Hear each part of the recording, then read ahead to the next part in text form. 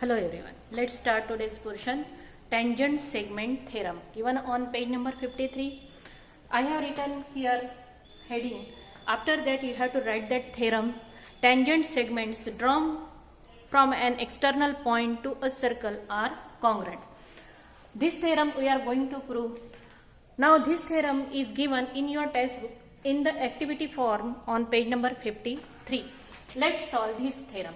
म्हणजे पहिल्यांदा हेडिंग दिल्यानंतर तुम्हाला त्याच्या बाजूला काय लिहायचं त्याचं सेंटेन्स जे पुस्तकात दिलेलं आहे मी नाही लिहिलं इथे. After that there is a diagram. In this diagram what is given question मध्ये तिथे काय दिले observe the adjoining figure and write given and to prove. म्हणजे पहिल्यांदा आपल्याला तुम्हाला इथे गिवन लिहायचं आहे आणि टू प्रूव्ह लिहायचं आहे. Now what is given segment और line PD and line QD these are the tangents. हे टँजंट आहे to a given circle with centre A at point P and Q.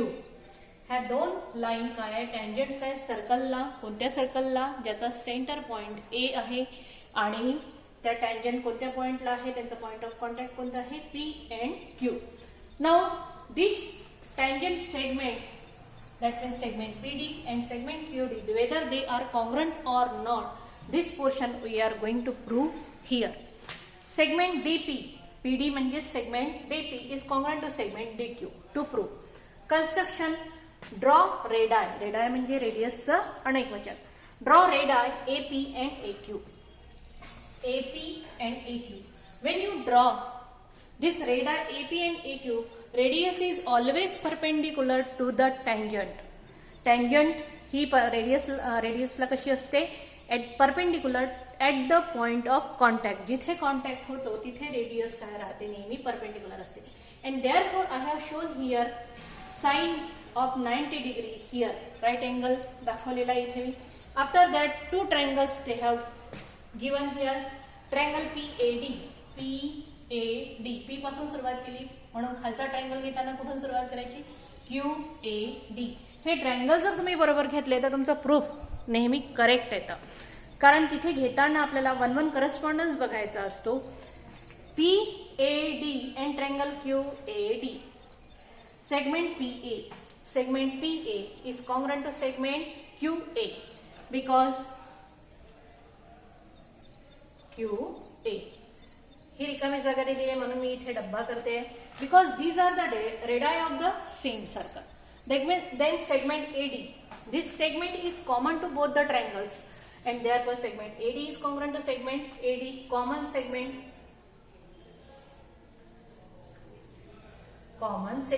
or side. Angle I have mentioned here, this one is 90 degree. Angle APD then angle AQD. हे is equal to sign का बरं घेतलं कारण तिथे mention करणार आहोत पण त्याचं मेजर आणि म्हणून तिथे इज इक्वल टू साइन दिलेला. Angle APD is equal to angle AQD is equal to 90 degree because tangent theorem. Tangent theorem म्हणजे काय की tangent is always perpendicular to the radius at the point of contact. And therefore तीन गोष्टी आलेल्या आहेत. हा 90चा आहे, ही हायपोटेन्यूज आहे म्हणून आणि ही साइड आहे. हायपोटेन्यूज आणि साइड घेतली तर थेरम कोणता लागू होतो इथे हायपोटेन्यूज side theorem. Therefore, triangle PAD is congruent to triangle QAD by hypotenuse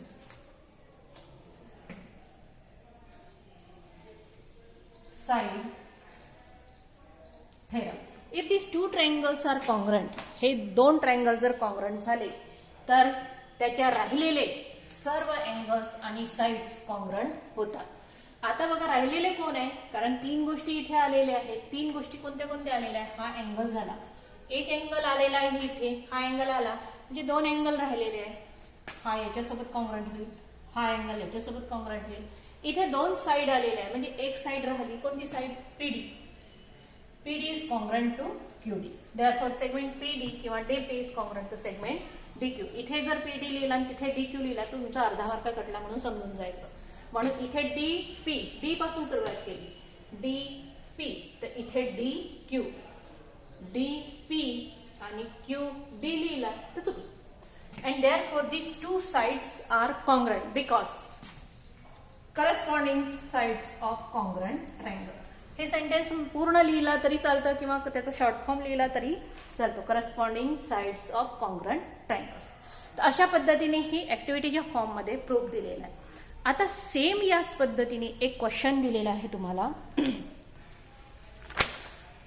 practice set 3.1 मधला थर्ड क्वेश्चन. म्हणून मी इथे हा पोर्शन लिहिल्यानंतर त्याच्याच खाली मी डायरेक्ट थर्ड क्वेश्चन घेते आणि त्यानंतर फर्स्ट क्वेश्चन घेऊ आपण.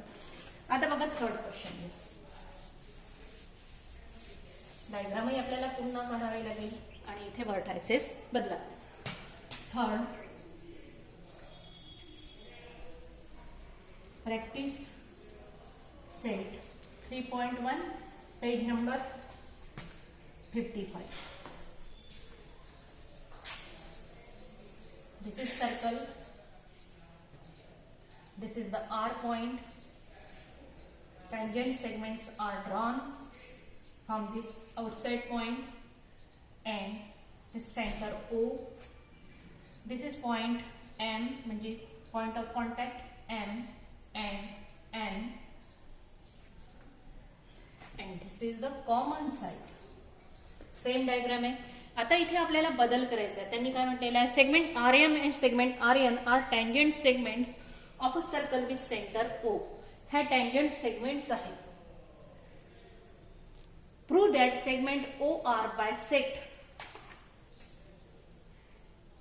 आता तुम्ही इथे हायपोटेनस साइड थेरमही वापरू शकता किंवा दुसराही वापरू शकता. हाही वापरू शकता किंवा या व्यतिरिक्त दुसराही वापरू शकता. आता दुसरा कसा वापरायचा ते आपण इथे बघणार पहिल्यांदा. Prove that segment O R bisect angle M R N as well as M O N. आपण इथे गिवन पोर्शन लिहू आणि हाही पोर्शन कन्स्ट्रक्शनही मध्ये बदलावं लागेल आपल्याला.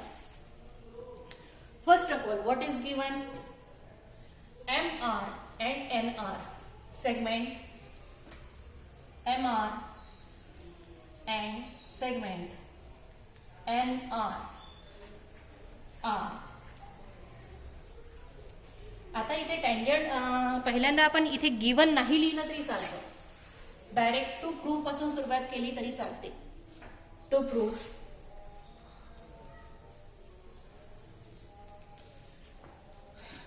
दिस angle is congruent to this angle. काय म्हटलंय त्यांनी, इज अ बायसेक्टर और segment O R bisects angle M R N and angle M O N. That is बायसेक्टरचा अर्थ मी तुम्हाला सांगितला होता. बायसेक्ट म्हणजे दोन भाग करणे. O R is a bisector of M R N. याचा अर्थ हे दोन कॉन्ग्रुएंट आहे. That is angle M R O is congruent to angle. इथून एम पासून सुरुवात केली तर खालून एन आर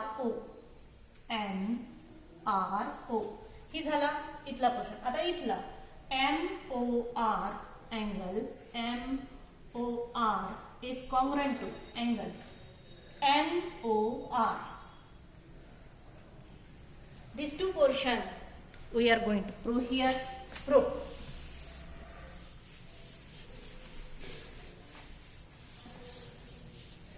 आता बघा या डायग्राम मध्ये this angle is of 90 degree, this one is 90 degree by tangent theorem. These are the tangent segment and tangent segment from the outside point they are always congruent. ह्या tangent segment असेल तर ह्या congruent असतात. This one is congruent to this. This one is 90 and these are the radius of the circle. That means SAS. आहे ही test लागू होते इथे किंवा दुसरी कोणती लागू होते इथे. दुसरी टेस्ट जी आहे, this one is 90. This one is hypotenuse and this one is side is congruent and therefore hypotenuse side theorem. ही सुद्धा इथे लागू होते. तर आपण दुसऱ्या पद्धतीने पहिला थेरम आपण शिकलो आहे. तर आता याला टँजंट सेगमेंट्स आहे तर आपण टँजंट सेगमेंटचा उपयोग करू. In triangle MRO MRO and triangle NRO, MRO, NRO, NRO. Segment, tangent segment त्यांनी दिलेले आहे. Segment MR is congruent to segment NR because tangent segment theorem.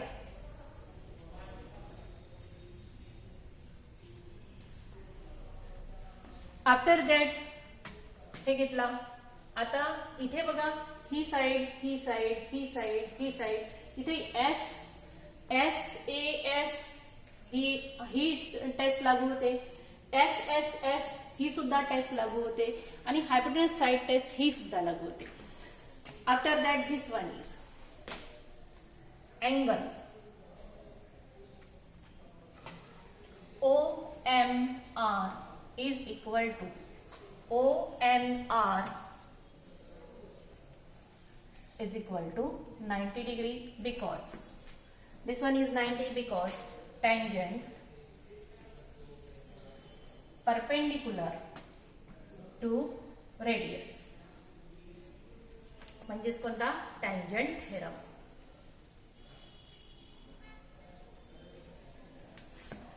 Again segment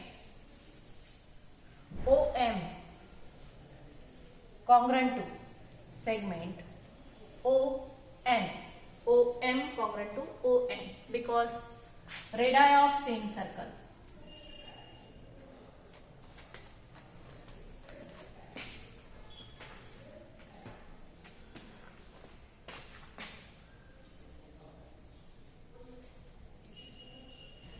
Radii of the same circle and therefore triangle MRO is congruent to triangle NRO, MRO, NRO. Side घेतली आहे, angle घेतला आहे, side घेतली आहे, म्हणजे काय होईल SAS test. And if these triangles are congruent, then their angles, remaining angles, राहिलेले दोन अँगल कोणते कोणते आहे? This angle is congruent to this, this one is congruent to this. Angle MRO is congruent to angle NRO. Also MOR is congruent to angle NOR because corresponding angles of congruent triangles. If they are congruent, if this one is congruent, that means this segment is a bisector of this angle. That is segment OR is किंवा फक्त bisect is न लिहिता bisects angle MR and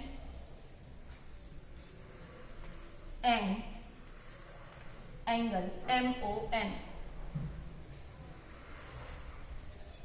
या पद्धतीने तुम्हाला इथे हे example तुम्हाला 3 टेस्टनी सोडवता येतं.